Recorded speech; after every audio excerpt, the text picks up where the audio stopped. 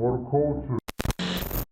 Back at it again. It's the For the Culture podcast. I go by the name Exotic Rose, and today we have a special guest, Coach Georgie. How's it going? It's going good. It's going great. How are you? I'm doing well. Can't complain. This is actually my first episode in a couple months. Have been going through a lot of stuff as far as had a newborn, a daughter, graduated from college, and now finally I was trying to find a way to balance everything. Yes. With a newborn, I don't know if you have kids, but I don't, but I understand. yeah, I have to help the wifey out. Yep. And everything that I have to worry about school. I want to make sure I pass my classes and graduate on time. Okay. And I also work a 9 to 5, so yeah. It's life. Pretty much, yeah. So that's pretty much where I've been at, if anyone's wondering. I want to start from the beginning. Okay. You're a life coach. Yes. So where are you from? I just wanted to get a little background information. Born and raised North Carolina. North So Carolina. small town outside of Charlotte called Mooresville. Very rural country. Some people call it the country. Very rural town. Mostly, I guess it was just very southern, but not as southern as, I guess, Alabama, but definitely southern. So Mooresville, North Carolina. So was it like everybody knew each other, that type, like a small town? Everybody was kin, relatives knew each other. There wasn't a lot of room for dating, hanging out with people because they were likely your kinfolk. So it was one of those where, people, you knew everybody's neighbor, everybody knew their neighbors, parents knew each other, either worked together, grew up together, once lived together. So it was sort of that small of a town. Black people, white side of town, black side of town. Wow. So how was it growing up? With the whole, did you encounter a lot of racism? And So, I feel like I did not. I don't remember any overt racism, like you or nigga. I don't remember anything like that. I remember, hindsight, thinking back to it being very segregated in terms of you usually only stayed around your group of people. And so most of my neighbors, friends, people that I hung around were black people. And then there would be a subgroup of white people who sometimes hung out with black people. And then everyone else, for that matter, was just separated. And then you would have cool black kids who hung out with cool white kids, rich black kids who hung out with rich white kids. And then everything else was sort of blended based on more so class and economic status than it was on race. Gotcha. Are you close? That's not the same place where Charlemagne grew up in. He's in South Carolina or North Carolina? I don't remember. Charlemagne is from South Carolina. South Carolina. Okay. So yeah, it's North. Well, North Carolina is not too far though. Maybe like an hour. Maybe it's like 2 hours from where I grew up. Gotcha. Because yeah, he's always telling stories about how his area where he grew up from and everything like that. Yeah, something similar, but I don't think ours is as bad. But yeah, somewhat similar. Gotcha. Okay. Any brothers, sisters? Yes, 2 older sisters. So I'm the youngest child of older siblings. I have a half brother who's in his 40s, another half brother now deceased, and Sorry then about two. Thank you. 2 older sisters. So I'm the youngest, and the gap is 10 years, 10 and 11 years. Oh, okay. Mm-hmm. Wow. Yeah. So I'm a baby. All right. So you went to school at a HBCU. Yes. And then from the HBCU, you went to what is it called? PWI. PWI. Predominantly white institution. So my best years were at the HBCU, Winston-Salem State, which is only 40 miles outside of Mooresville. I want to say it's west of Mooresville. Went there for my undergrad and started as a nursing major, transitioned into a psychology major. Sort of like my junior year, I had this aha moment and was like, I don't want to do this. So switched my major and went for psychology and finished in 2007. So what was your original major? Nursing. Nursing. Wow. Yeah. I mean, you would have made some money this coming up. What was it, a year ago, 2 years ago? Yes, I would have been a part of that. But I said, I met someone who at the time was a social worker, and he was like, social workers can make money too. So that has been a part of my profession in terms of being a social worker or transitioning to psychology, was proving that we could cultivate incomes like the other professions, and kind of to be more aligned with what I wanted to do and not fearing not making money as a reason why I didn't go into the field. So I was doing research on some like life coaching and everything, because I never really looked into it. I heard about it and everything, and I guess most of the people that become life coaches have a background in social work or any like a medical field or something like that. Is that true or no?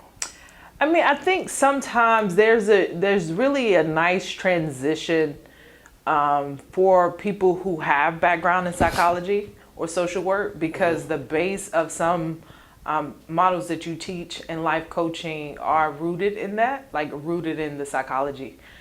Some people, I always felt like, or sometimes in the field, you don't get a lot of people who do have those roots, who are not graduate level or clinically licensed people. And when you are not, then life coaching seems like the easiest way to go when you don't want to stay committed to completing your clinical license. It sometimes is the easy out for some people. It's becoming more, I guess, more ideal for most people to get advanced certifications in life coaching and for people to seek higher sort of education and training. But it wasn't always the requirement. It wasn't always the base or necessity for some people. Gotcha. Yeah. All right. And so you went to the HBCU, and then you went to the prominently white institution, PWI. And from there, what made you say, like a light bulb came in your head and just say, you know what, I want to do life coaching? No, it took a few years. So once I graduated I went to PWI, I went to VCU. VCU, that experience was different for me because, again, going from sort of a segregated environment in North Carolina and Mooresville, then going to Winston-Salem State, where it was nothing about just blackness all around, accepting who you were, understanding who you were, navigating life as a black person, a black woman. They teach you all that in HBCU? Absolutely. You know, somebody told me, somebody was like, she thinks that all black people should go to HBCU. They should. And I was like, I never understood why, like what was like promoted. Cause I went to like a FAU. I don't know if you want to call that a PWI too. Yeah, it is. Yeah, well, I just went to school. I didn't. Yeah, like, I didn't understand. And I had the luxury of having. So I had the historic side of my family on my dad's side. All of my cousins went to Winston-Salem State, and my aunt was a dean at Winston-Salem State. So she was the dean of a health program, gerontology program at the time. So I had the luxury of going and visiting in the summer. So I had I was familiar with it. I didn't understand it in context till I got there. So I feel like the HBCU experience primed me for full acceptance of myself and my blackness. And there was no other place that I could have went where you get a range of black people with either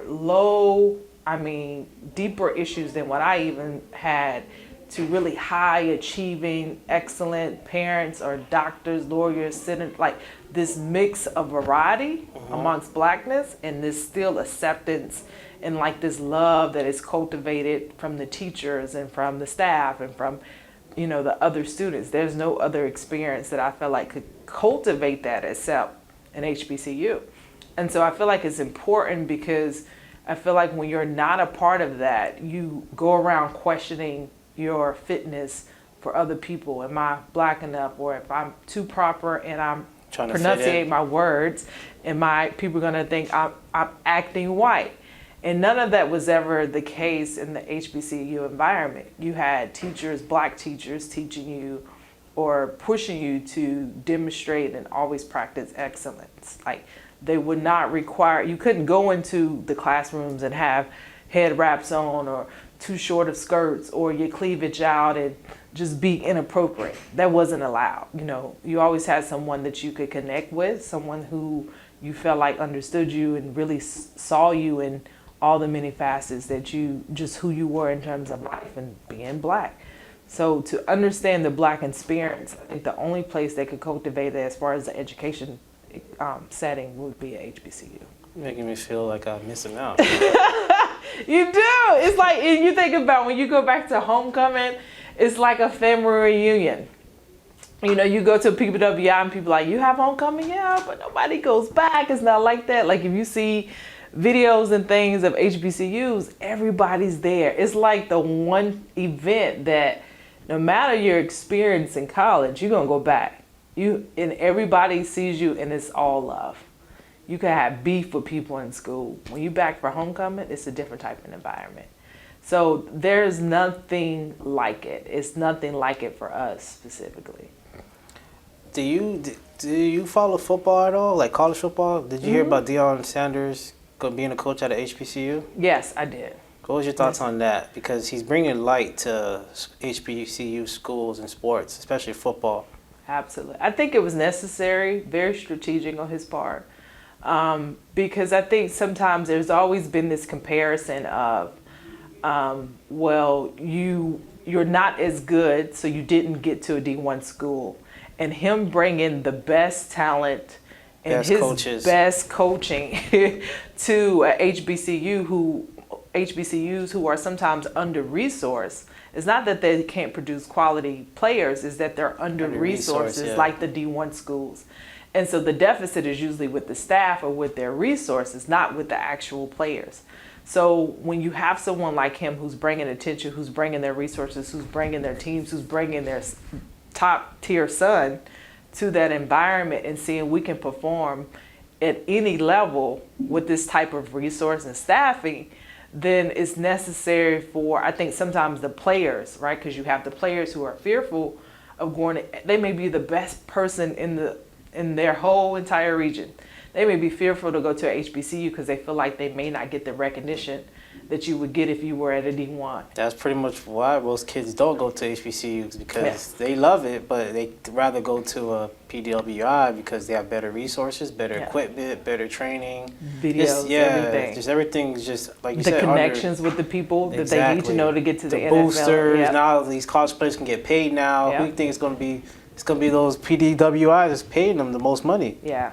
And so for him to do that, I feel like it set a trend that was necessary, needed, for them to, because you know, I've seen a lot of people who go to PWIs, a lot of athletes, and they struggle in the setting with the only thing that they can connect to people to is around their identity as an athlete. Yeah, and then that's all they look at you as an athlete. Like, and if you're not performing, then you're no good. You're no longer accepted. You're no longer you're no longer the thing that they need or want to support or inspire or create or grow from. Like, so having the experience where regardless if you're the best athlete or not, and there's other people to support you just because you're black, just because they have the same experience as you, is a different level of experience. Yeah, the crazy thing I learned as I got older was when you're an athlete, these people don't look at you as black. They look at you as an athlete. So when they talking or certain things are going on that you're going through personally, you have no one to talk to, it could be hard for those kids going through all that. Yeah. That's what's crazy about that. It's definitely difficult. So those environments kind of cultivate, you know, I really love everything he's doing, the people that he brings to speak to the kids, the opportunities that he create for his players. He's doing the D1 access and resource stuff with just HBCU resources and his platform that he has himself, which is, I mean, I think it's only the beginning for that. Exactly. All they got to do now is get more HBCUs on that type of level. And now those PWI schools are going to be running for their... They are. Yeah. And if you get the players there, right, and you're performing at that level, the money can come there. Exactly. You know, I think this year it was some of the highest ratings of top athletes going to HBCUs. And he started that movement. Like, yeah, people understood and people may have talked about it, but without Deion, I don't think there would have been a push for them to be intentional about that decision. I mean, for years, these schools been using these kids, putting their body on the line and not getting paid. Sometimes you go to the NFL, sometimes you get injured, now you can't go. So I think these college players deserve to get paid, and I think they should. The HBCUs deserve to shine a light on them again, pretty much. I'm totally in agreement with that. I mean, HBCUs have our school in Winston-Salem used to be known for their nursing program. We had one of the top nursing programs in the U.S. World News, and one of the biggest struggles when you got to the nursing program is you had to apply for the advance. Like the last 2 years, you had to apply to get into the program. And when you went to apply to get into the program, there was competition to other students in the county, mostly white students, who may have transitioned from the community college to the last 2-year program at the Winston-Salem State. So you would go to graduation and you would see like 100 white kids, and you'd be like, where they come from? And everyone's like, oh, they're part of the nursing program, right? And for them is, for the students, it kept a lot of black students who were, matriculating through Winston-Salem State out of the program because they were in competition with these other students, right? And so for them, it was like, oh, but Winston has the best program. But you don't come here for all 4 years. You don't come to really experience the environment. You come for the convenience for you, right? The nursing program is stellar. You come out of the convenience of what's best for you. And so, you think about stuff like that. You want to offer public access or access to the community, but it's sometimes at the rate of the expense of people not getting in, black students not getting in because they had to compete with the other students. That's crazy. Yeah. Did you hear about Brian Flores? Keep blind. Brian Flores, the ex-Miami Dolphin coach, he's suing the NFL for racist practice. I did, I'm not a big news watcher, Okay. but I did see some posts about that. I didn't get the whole context of the story, but I did see that. Yeah, so supposedly he went to go to a job interview, or he had a job interview scheduled for a couple teams because he did a great job with the Dolphins. And it's already, I think, about 6 coaches, I could be wrong, got fired this year. Only one coach stands. That's Mike Tomlin on the Pittsburgh Steelers. And he gets a text from his old boss at the Patriots, Bill Belichick, saying, congratulations, Brian, to getting the New York, I think it was the New York Jets team. But it was the wrong Brian. It was the wrong Brian. and then he kind of tried to walk it back. And then he's like, I didn't even go to an interview yet. How can he already get the job? So that's why he's suing certain teams right now. Well, yeah, so, and then he also said that the owner of the Dolphins did some illegal things as far as trying to pay him to lose games under the table. And Brown was like, no, I'm not doing that. That's against the law or rules. Yeah, being a person of integrity can cost you, so, yeah. But it's the history of what we know to be NFL, right? It's what we know to be this sort of work, good boys team sort of profession where you have to do what they say, how they say it, or else you're excluded from the pack. Yeah, and then you got to look at these owners. These owners are like, 60 years old, 70. You expect them to change because those people got there for a reason of power. Yeah. You don't tell them what to do. They don't tell like you. they don't like to take answers from people. So They don't. For them to change, I doubt that's going to happen. And they try to do stuff like if you hire or if you even give these black people interviews, we'll give you like draft picks. They're trying to incentivize them, but it's like, why should that even be the case? Right. Like, if you're qualified, you're qualified. Right. So that's where I'm confused. Then like 80, 90% of the players are black on top of that, or mixed, or whatever you want to call it, and it's just messed up. It is across the board, and I think sometimes the layers of complexity in addressing it is from the power and sort of streamlining that power or dispersing it out so more people have access. And then I think it also has to be something done at the level of the actual players who will go hand in nail, like just unwilling to just allow or accept that type of behavior, right? So if I pay you to perform and you are okay with what we do in all areas, right? How we treat other people, who we allow in. If you don't give any pushback on that, I'm going to continue. You're just going to keep performing, right? Your feedback is not going to be valuable. That's corporate America right there. But what happens when corporate America has to listen to the people that they paid to perform, right? Yeah. They respond and they change policies and they implement new things. And it has to be the same level of, I think, feedback, instruction, and opposition from the players. But I think the players are they have too scared much though to because risk. there you go, risks. So they're scared because they come for nothing. So when they see money coming like that, and they're already living crazy because they're probably living check by check. So Yep. they're scared to even say anything. Because if you think about it, when Kaepernick did what he did, everybody should have came and banned or boycott the NFL. And I bet you money they would have. When you start touching their pockets, their money, affecting their money, Yep. things would have changed. But you got people that are like, I don't care, or you got the players that are like, they're scared. Yeah. So do you think, Rightfully so, right? You know, a lot could be impacted, your lives, your families, your wives, your children. But at what risk does, you know, the fear take away from the actual change that could be made if you just stood ground and solid and in unison with each other?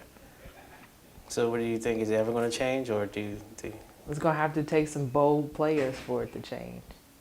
I don't know. These And some players, people getting in places where they're not invited, but they make room for themselves. like Jay-Z, he's squeaking like he's in the NFL right now. And I certain mean, what things he's doing could take another 10 years before you actually You're see right. change. You're right. And then somebody's going to have to follow his footsteps too to continue it.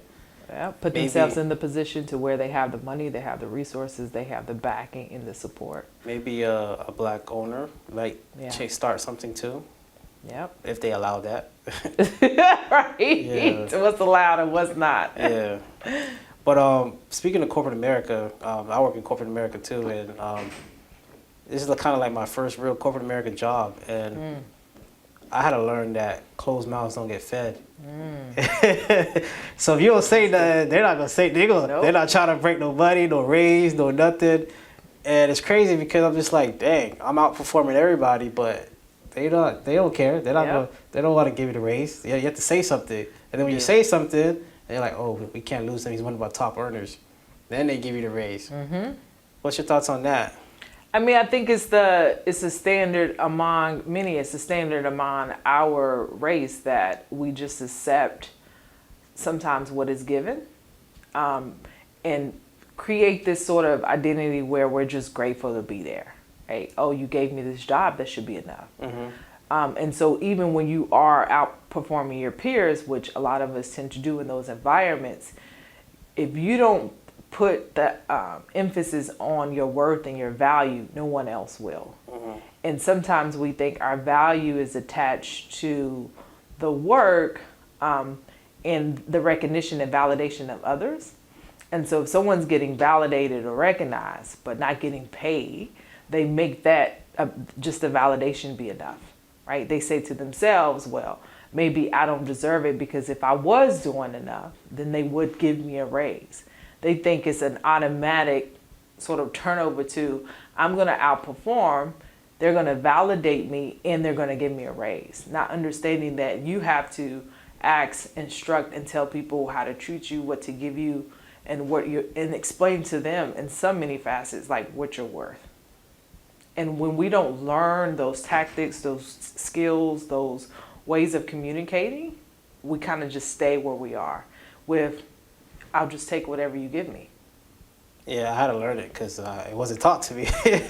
In our culture, it's probably not taught at all, really, unless Right. someone's telling you or putting you on game, pretty much. If you have a mentor, someone tells you about negotiation skills and what, because you think from things of like, oh, well, this is what I just need from me. Like, this is the money I want for myself. Not thinking about what is my bottom line to the company or what is the company able to give me.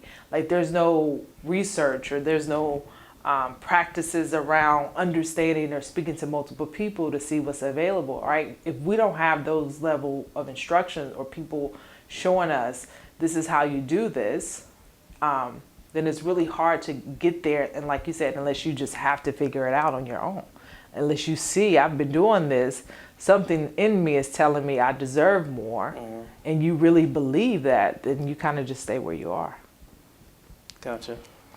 Well, let's talk about life coaching. So what is life coaching? So I will say, so life coaching is like the execution to help you achieve and maximize the full potential of yourself, right? So it's instructing or coaching you on strategy, tools, and just manifesting a skill and mindset for forward growth, like just continued growth. Gotcha. Some people think life coaching or coaching is like therapy. What's the difference between those two? So the difference is, I explain it like this. If life coaching is helping you excel, therapy for most people is to getting you to baseline. So there's a baseline we all function at. We get up, we go to work, we have pretty decent lives. There's some things about life we don't like. There's some things about life we do like, but we're getting through the day. And when you're getting life coaching, it's about excelling, right? I want to be this, or I desire to be this, or I desire to have that. It's about working from baseline and cultivating your wants and your desires with a specific framework, whichever coach you may be working with, right? When you think about therapy, most people who get to therapy are operating below the baseline. So they may not be getting up, right? It may take, everything they do takes a lot of effort. They're losing interest in their daily activities or people. They may not shower. They may go days without showering. They may stay in, and they may isolate. And so a lot of the therapy emphasis is around creating or instructing people with behavioral, psychosocial sort of education and practices to elevate them to baseline. So sometimes the difference is I am struggling and I understand I'm struggling and I know I need help and this is what I need help with. That's coaching. I'm struggling. I don't even know why I'm struggling. I can barely get up, right? I can barely understand anything. That is sort of like the therapy lens. Gotcha. Well, some people also think therapy, coaching, anything around that realm. Like I have a homeboy, because I did therapy once, and he thinks it's a scam. Like, why are you going to talk to people? Yeah, so what are your thoughts on that when people say, oh, no, this is just a scam? I mean, for people who say it's a scam, it's like, well, have you ever tried it? And if they say no, then ask why. And what I do for people who think either therapy or coaching is a scam is really emphasize something that they may not be happy with or struggling with in their lives. And how just having the conversation sometimes from a sort of an unbiased person, educated person who has some ideas of how to really listen to you, right? Gives you this expression of freedom, gives you this understanding of yourself. And if I do, one of the things they teach us when, you're sort of going through my clinical practices, sometimes showing up for people and just allowing them to talk is more than you ever could do. Forget what you're about to teach them, the strategies, the tools, the stuff you're about to shift for them. Sometimes simply just showing up and listening is enough for people, because there's no spaces that people have that cultivate sort of this, where I'm heard and understood. And that within itself creates a level of awareness and healing for people that they don't necessarily have space for. So if someone says it's a scam, what is scamish about? Like, what is the scam? Is it that you don't see the value in being heard, you don't see the value in being seen, or you don't even recognize your struggles because you've adapted to that identity? That, or they're just old school and ignorant. Because I spoke to older men before where they were like, men don't go tell other people their problems in business. Yeah, definitely old school. Definitely a belief system we have to dismantle in the Black community.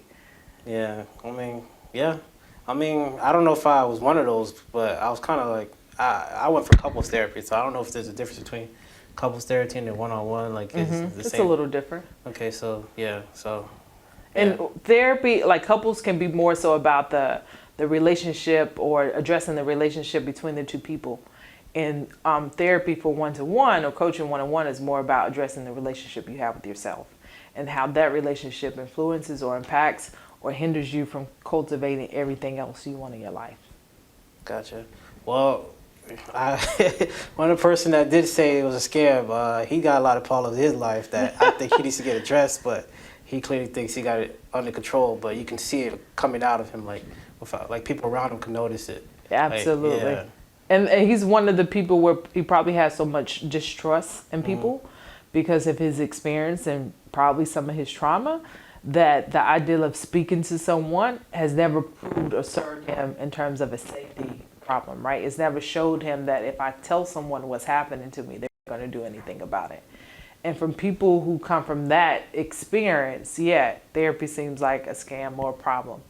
But when you understand that sometimes you have to speak and communicate about the problem that exists either within you or what you've experienced in order for you to really grow, heal from it, then you will see it as a different level of like just information, guidance, help, support. Like you can't do it on your own. If you knew how, you would be doing it. Gotcha. How important is it to have a life coach or just a coach in your life in general, in your opinion? You know, I think it's extremely important. I think even for myself as a coach, I still invest in coaching. And for every new, not even always new, for every place that I want to go, cultivate growth in my life, I seek out a coach. Because while I practice identifying blind spots for others, I don't always see my own. I can tell someone what to do, but it doesn't always apply to what I need to do for myself. And so the coaching for people is about really, getting away.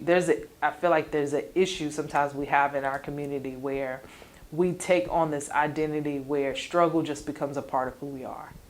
And if we are struggling but still achieving, then we don't think there's nothing wrong with the struggle.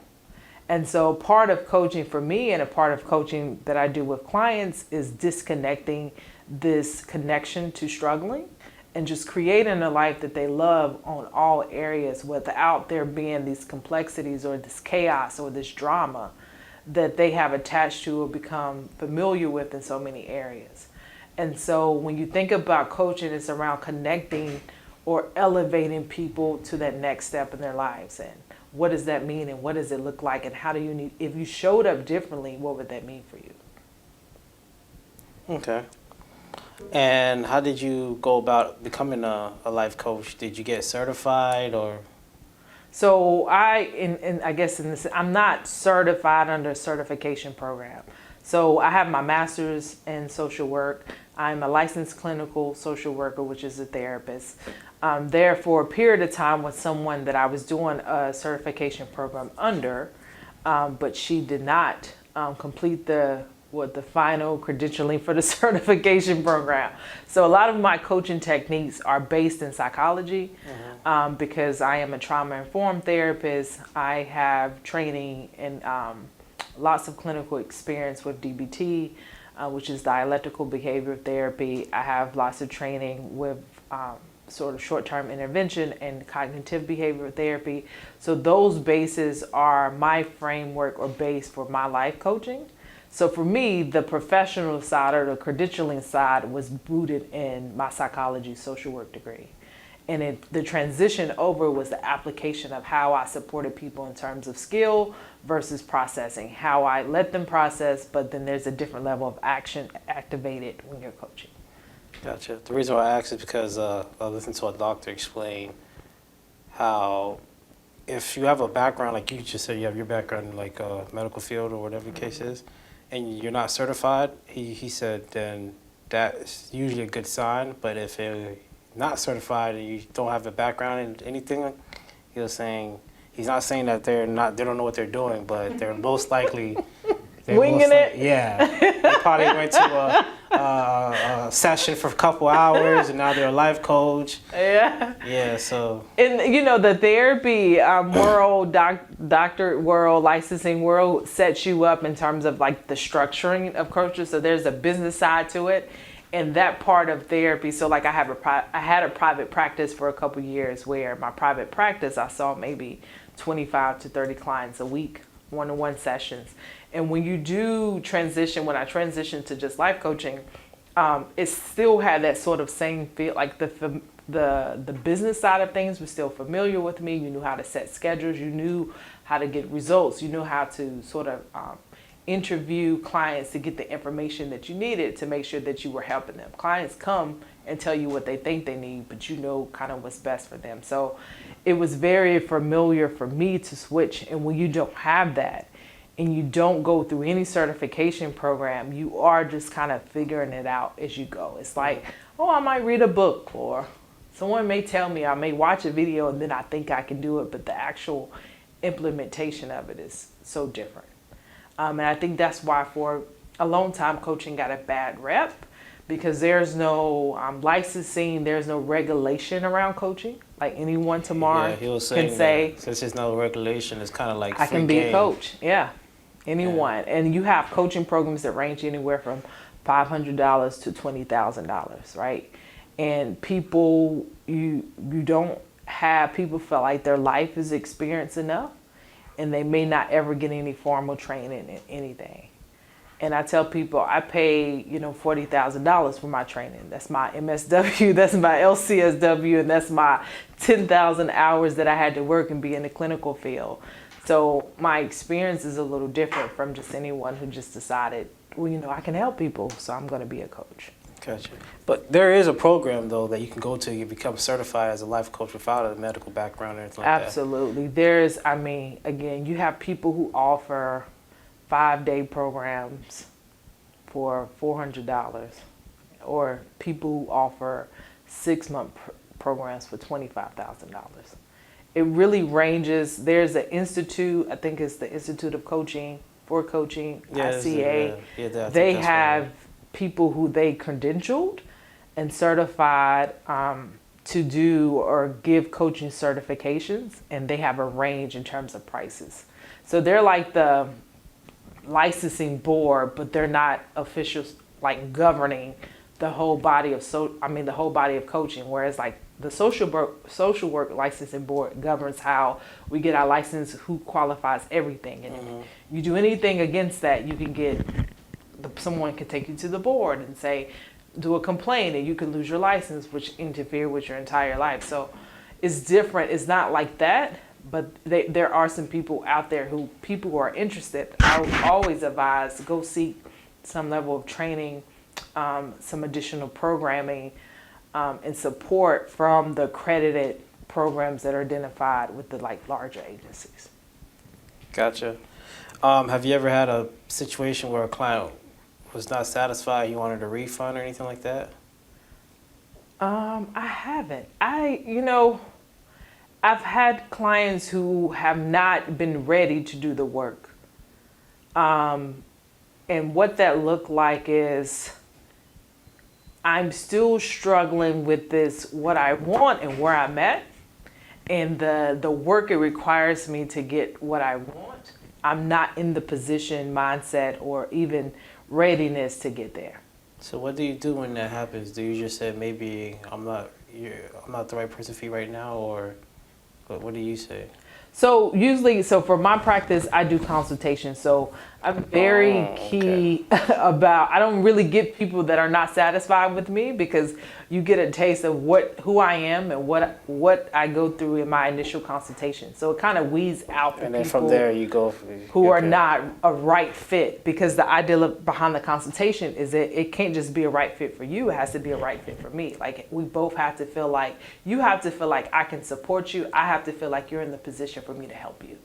And if I don't feel like you're ready, because I understand that maybe you need therapy, maybe there's a different level of struggle, maybe I don't even address those issues that you want, I will not take your money or take you on as a client.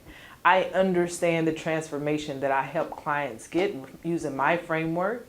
And if you and your problems don't align in that context, then you're not my person. Right? Gotcha. And this has to be a dual relationship. It's not me holding all the weight. It's not me grabbing you and making you come along. You have to be willing. Put in the work too. Right, and willing and ready. And so if there's not this readiness on the consultation, then the work moving forward is really sort of null and void. It's like a relationship. Mm-hmm. Absolutely. Okay. What advice would you give to someone that's starting up and they're trying to be a life coach too? And I was looking at most asked questions that by people trying to figure it out, and one of the questions were, how should they, or how do they manage their clients, or how should they manage their clients? Did you get more contacts? Yeah, so they just wanted to know how to. I guess you kind of answered it right there by doing consultation and then trying to figure out if it's a fit or not. It is. So managing the clients is around understanding, you have to understand yourself in the profession first. So who is it that you serve? what is their pain point and their problems, and how do you create the transformation from start to finish. So once you have clarity around that, is where you can say, okay, now when I speak to clients, do they fit in with me? Do they fit the specific pain points that I address? Do they fit? Does their start to finish transformation align with what I know I can help people achieve? And if so, then what are the objections, if any, for them of us working together? So most of the time, the objections come in for money, time, or people, the connection, like the relational part. So there's not an emotional or relational connection, and you should be mindful of that. There is a person who has an objection about money, right? Either I have to ask my husband for money, or I don't have the money, or can you reduce the price? There's objections about that, or there's objections around time.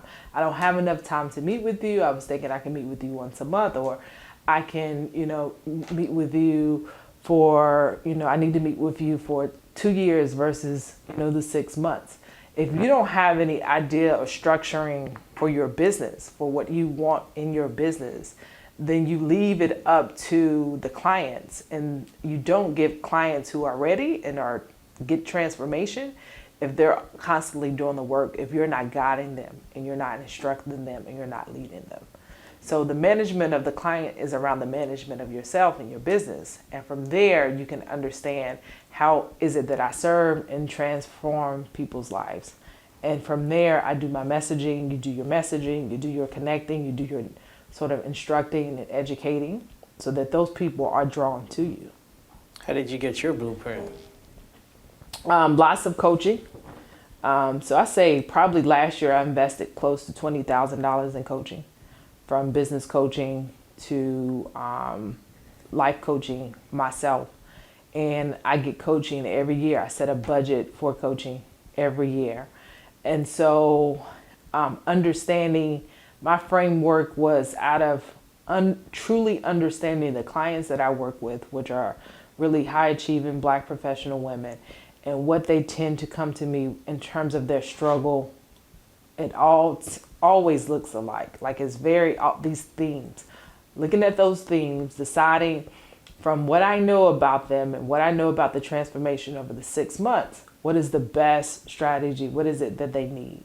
And from there, I critiqued and sort of cut down, and then I implemented to make sure that they were really going to get the transformation they needed. And once I saw it in practice, it just became about perfecting that for me. But it took some understanding how to look for a framework and getting coaching around the business model of a framework, or understanding and educating myself on how to express or verbalize that over the course of 6 months. So that took me investing in myself for me to grow in my understanding and education and implementation of that. And investing means you actually have to pay someone so that you could get better at the things that you want and desire. Do you have your own life coach? I do. Gotcha. So I was speaking to my friend about, I wasn't talking about life coaches, but just like a mentor or something like that. And some people call themselves mentor because I think they get fear. So people say, "Oh, I offer a mentorship program." Same thing. And it's like a life coaching program, but I think they have this fear of people questioning around credentialing, and anyone can be a mentor, right? So it's like people are creating these mentorship programs disguised as coaching programs because they're giving advice, but they're not using, right? Usually when you're mentoring, you're just giving information based on what you know and your experience. Your experience, pretty much, yeah. Versus if Usually you're coaching, successful, right? You've had success. I'm gonna tell you how to do what I did, so I'm gonna mentor you, right? Or what not to do, because I experienced it, so it's not exactly. Yeah. And so when you're coaching, you should operate from. There's usually a framework if you were actually certified, that your certification taught you or instructed you on, and you will be using that. And so when you don't, people refer to it as mentorship, but sometimes they're overlapping, but people use the mentorship disguise, so I guess they won't be pinged or labeled, criticized or labeled. But be mindful of those mentors too.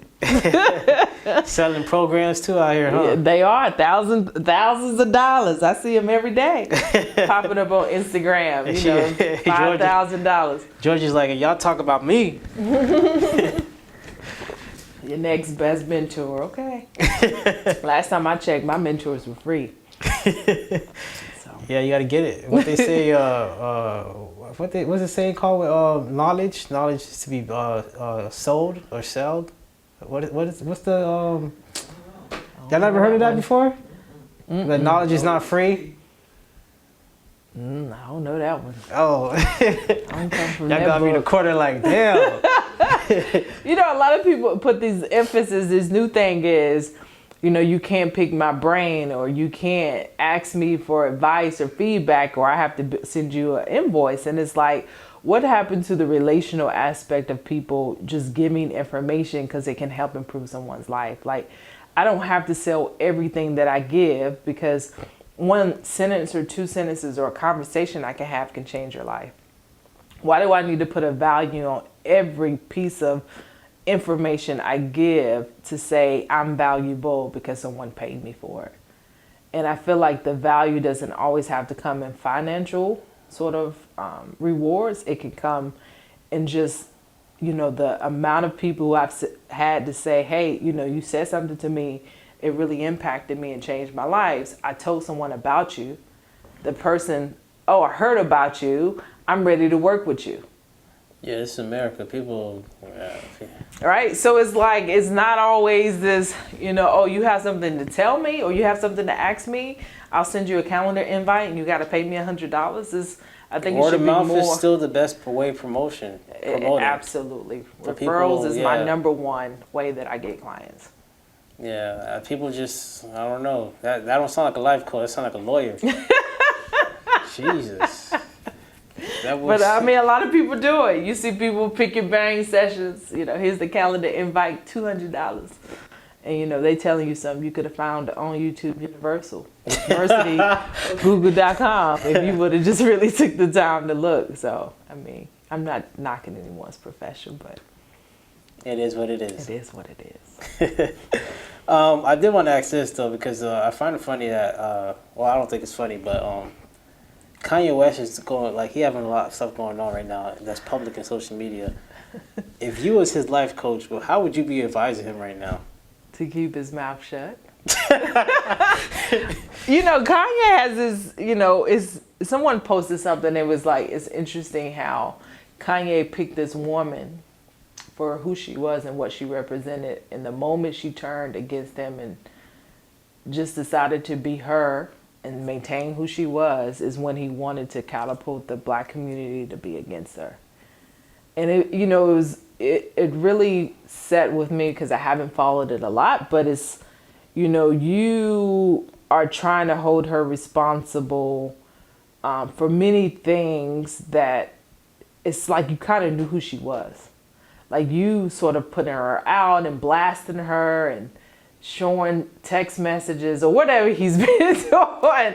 I've only seen a little bit of it, is speaking more to him than it is to her. Mm-hmm. So if I was his coach, I would really have him self-reflect on taking the responsibility for being in a relationship and bearing children with someone like her, and understanding your responsibility in the disconnect of the relationship. Because, you know, sometimes it's hard to put the attention on yourself and take responsibilities for your actions and your thought patterns and your beliefs that created the results you now have. And the moment you do that, you can get away from the blame. You can get away from seeking the attention and validation of the outside community, like, oh, we feel sorry for you, Kanye, we're here for you, or, you know, of course she did this, she's this horrible person.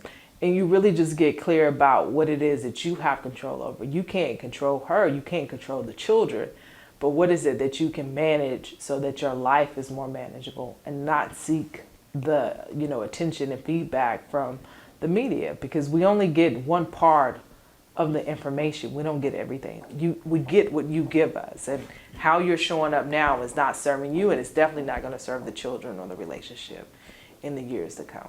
Yeah, he's mad that Kim put one of his daughters, I think it's North, on TikTok. Yeah, I saw that. Yeah, and he finds knowledge or against his will. Yeah. And all of this stuff seems like it's just about him maintaining control. And him being in control is a part of one of his ways that, for him, validates who he is and his experience. And the moment anything goes against that, it's confrontational or a problem or issue for him. Sounds like some trauma. Your specialty. Yeah. He has a lot. He has a lot of issues. I don't understand them all because I don't know him and I can't speak to his issues, but there are some things that have been highlighted across the years that he's explained his struggles in terms of just life and loss and grief that still, I think, impact him in many ways.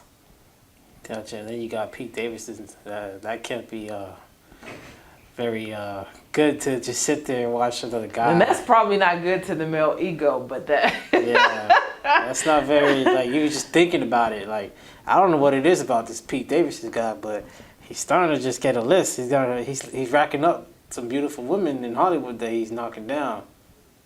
But do we? I mean, it's like the image. Hollywood is about what? Feed. It's about news. It's about being relevant. It's about being attention seeking, right? And if he gets off on doing controversial things to get the attention, then isn't that keeping him relevant? That is true. He in movies. He does little shows too. Keeps me paid. And if my cycle, if that continues to reward me, why would I break the cycle?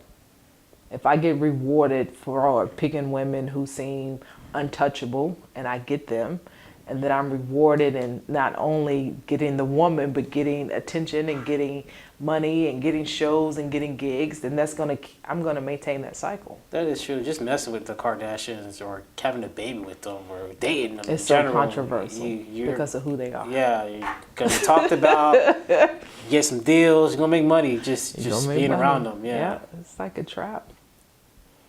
Yeah. I mean, why every black man that date them?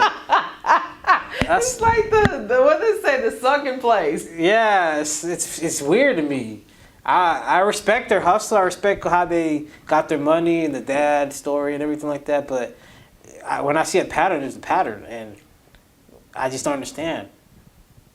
Maybe Pete Davidson, I heard he's like half black or something like that. Maybe he might go half crazy.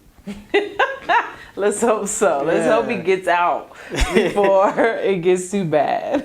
So yeah, it's just weird. But you do got like what's Tyler Travis Scott's girlfriend, Kylie Jenner. Mm-hmm. She kind of low key. Like she's not really too much into the whole like limelight. Like it's more like she's focused on her family and Travis Scott and everything like that. Yeah, I haven't. I'm not a big Kardashian.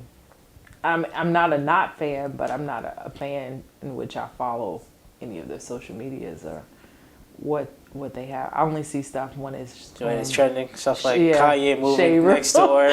When it's on Shade Room and him been uninvited to the birthday party and then invited back. Yeah. That's really the only thing I see. And so, my opinions are little. Yeah, you didn't find it crazy how he moved next door to her? Just to, like, it was kind of crazy, Kanye. But I feel like some of the stuff that he probably thinks she may be capable of may be very true for him.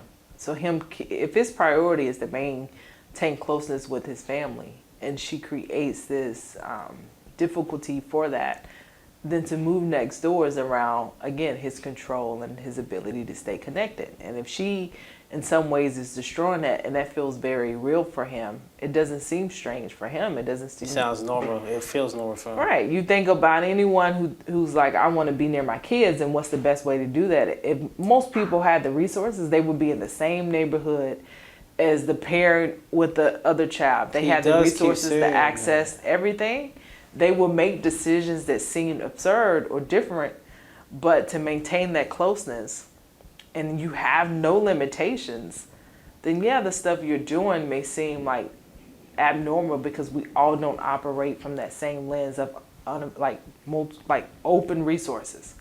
What keeps people limited and separated is their lack of resources or lack of understanding or knowledge. And so if he has all that in support of him getting anything he wants, who's going to stop him?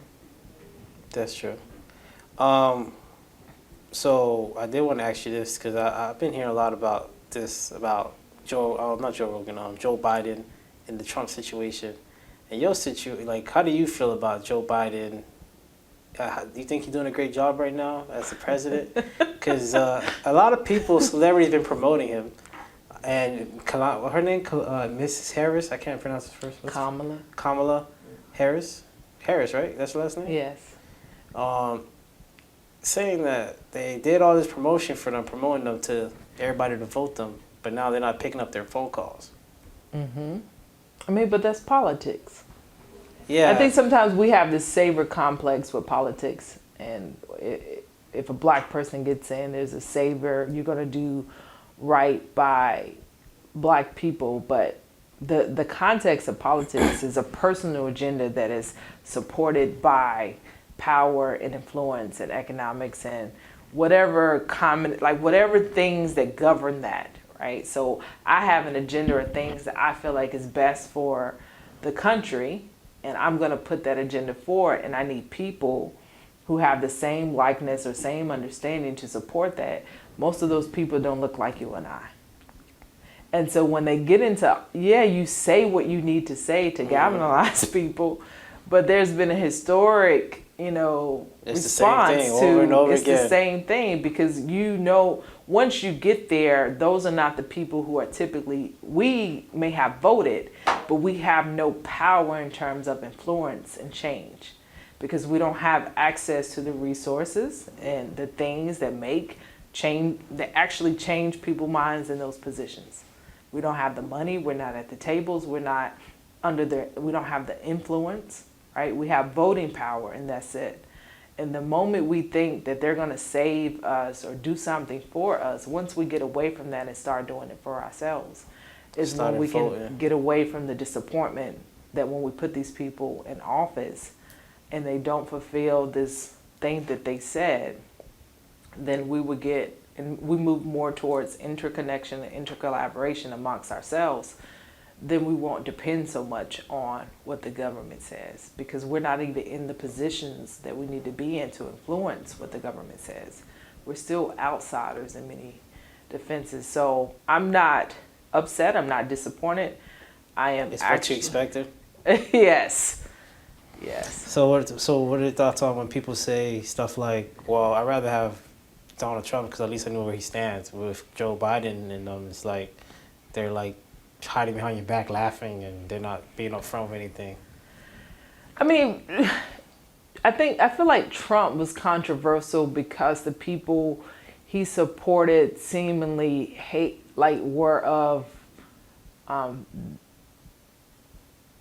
they tend to be, a lot of it was racial in terms of who they hated. But a lot of that was him supporting people who supported him. And the hate for Trump was around people having the comfort to just say hateful things and show a hatefulness and it be in some ways accepted. And had all of that not really taken place in terms of the environment or the media, where there was constantly disruption and people who were at odds over race and over disagreements and over different thoughts or frameworks, had that not been an issue in the media present every single day, I don't think people would have had a biggest issue with Trump. Yeah, right? I think his biggest thing was the racism. And if he never did any of those racism things, I think people would have liked him, probably re-voted him in. And I think he still has a chance to get back in. Oh, yeah, I think so, too. I think he actually might win the next. I mean, you think about if you looked at the benefits, if you were of a certain status, access, resource, entrepreneur, homeowner, some of the financial gain, support, or access that you experienced was undoubtedly some of the best that we've had in the last. Yeah, he ran a business. 6 years, right, before him, or 8 years before him under Bush. Like, some of the benefits that I can say that under that administration, for me personally, were some of my best as a grown person who striving on her own. Yeah, business owner too. So I think if he didn't have all the controversial supporters, he wouldn't be as controversial. But I mean, that's a part of who he brings to that's a part of him who he brings. I don't think it's always just him. I think him having to support that because that's the He has influence. no choice. That's his base. He has to get that base. He Yeah, does. keeps that base happy. I don't really. At first, I was thinking about it in my head. I'm like, he probably not even racist. He's just doing that to. What have he needs that ever base. done to say, like, to show that he's racist? Yeah, he's just doing that because you got to keep a certain base happy. And when you're in politics, you got to pick a side and figure out which side is going to help you win. So, yeah, it's crazy. And people graduate like people started liking him because he goes against the grain. He's very true and authentic to himself. Yeah, he goes against the grain. He don't care about this and that. He gonna do what he want to do. He gonna say what he want to say. benefits him. You think Yeah. about some of the major decisions he's made was to get him into the best position possible when he left office. He was planning for his exit the moment he arrived. Mm-hmm. All the relationships that he garnered in the community, or people getting deals or developments or these big infrastructure things, were all back connected to him. Yeah.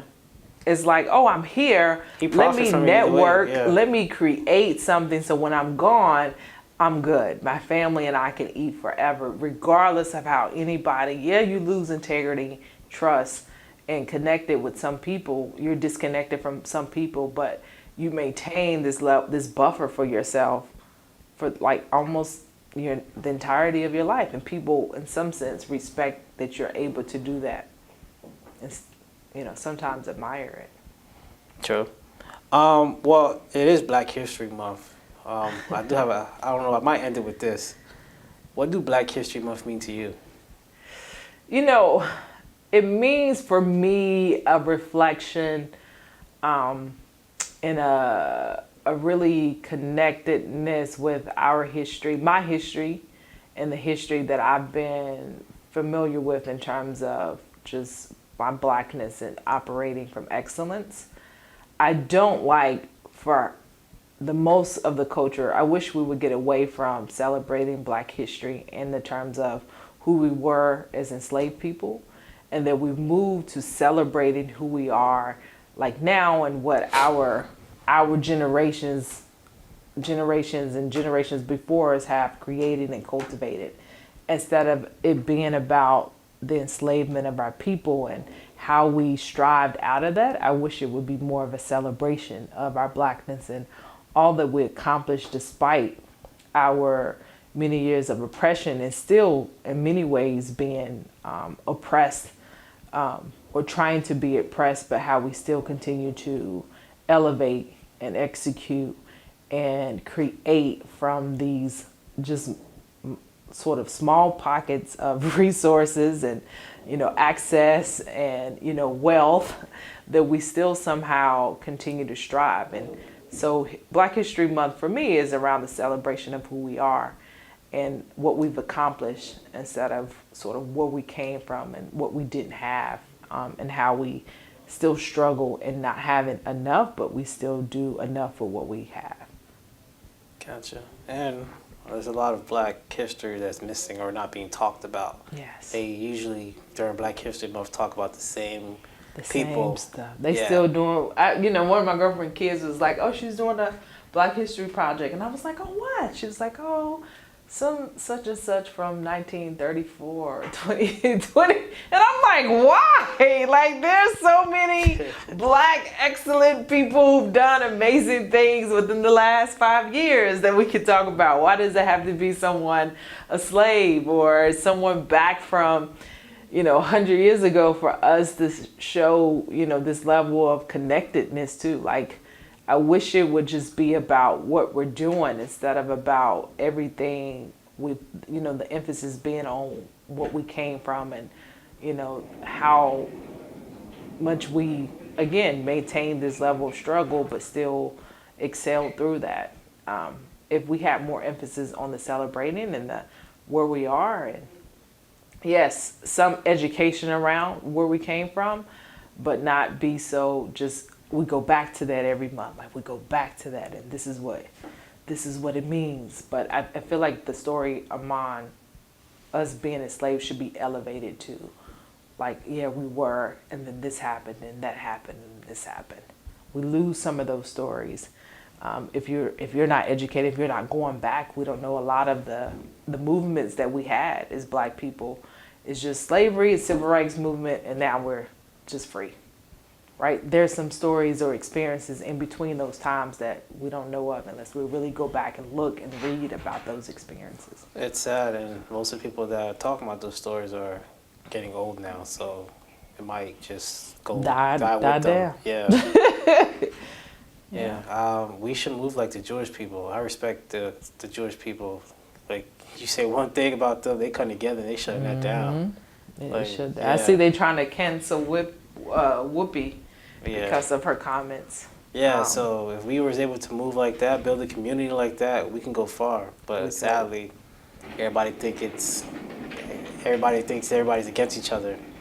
But I think that narrative is developing, and I think sometimes if we stop suggesting that we're against each other and we stop believing that that's a part of why we're disconnected, that we can grow beyond that.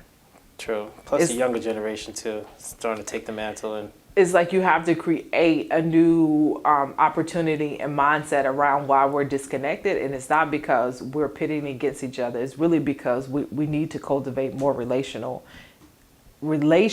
with each other. I think understanding and have more experiences with each other. And those are only void when we don't connect. Not because we're against each other, but because of whatever, things that kind of keep us sheltered from connecting with people. So if I think we grow and more so focusing on what we want and less on what we have, we would cultivate more of what we want from each other, around each other, and in our experiences together. Sounds good.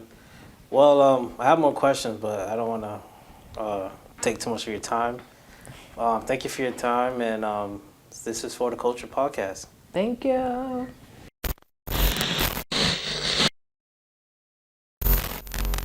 For the culture.